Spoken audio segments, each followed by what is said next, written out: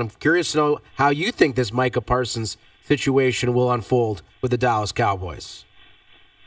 He'll eventually get a contract. It'll be some give and take on both sides, but I think by the time the season starts, he'll have a contract and he'll be a Dallas Cowboy. The relationship will be, probably a little bit rocky, but it always ends up being mended. It was mended with Dak Prescott. It was mended with CeeDee Lamb. You can go back to Dez Bryant and some other players. They always end up working it out. Yeah, my question, though, do you think Jerry Jones knows that the contract's coming? It seems like everyone else in the world is well aware that Micah Parsons is going to end up getting his deal. You think Jerry knows that? He's just playing this out for what reason? I don't know. Yeah, Jerry knows, look, he said in his presser, he's been doing this 30 years or whatever it is. He knows. He knows the contract is coming.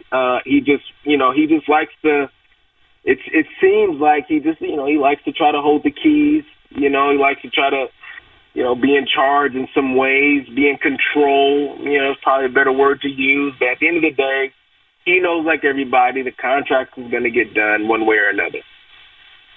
Another kind of contract standoff that we have right now around the NFL, especially of interest here in Toronto, right down the road, you got Buffalo, James Cook, a member of your running back community, a little hold-in situation. How do you think that plans out? Do you think he gets the contract he wants to?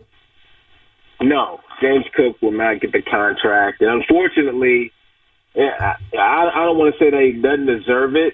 But what I will say is that the Bills are going to be good with or without James Cook. James Cook does not move the needle like that for Buffalo. And if you look at the other running backs that are in that room, Ray Davis and the other guys, even Frank Gore Jr., for crying out loud, good players.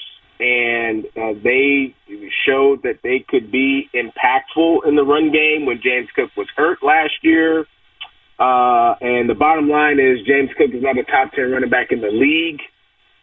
So the hold-in is, I hate to say it's laughable, but what I'm trying to say is that he just doesn't move the needle for that team for them to want to give him likely the type of contract that he wants. So I don't think he's going to get paid it. I don't think after this season he'll be a Buffalo Bill. When you look at the situation in Washington with McLaurin, is it closer to what's going to play out in Buffalo, or do you think in Dallas? No, I think more Dallas. I mean, you want to talk about a guy that moves the needle.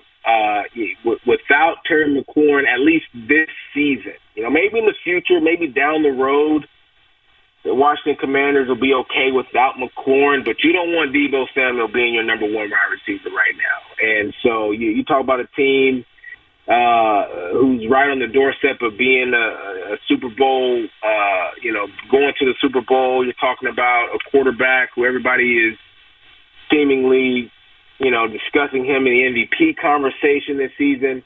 None of that is realistic if Terry McLaurin is not in your lineup. And so they got to get this done. They will get it done. I think he'll be a Commander this season and beyond.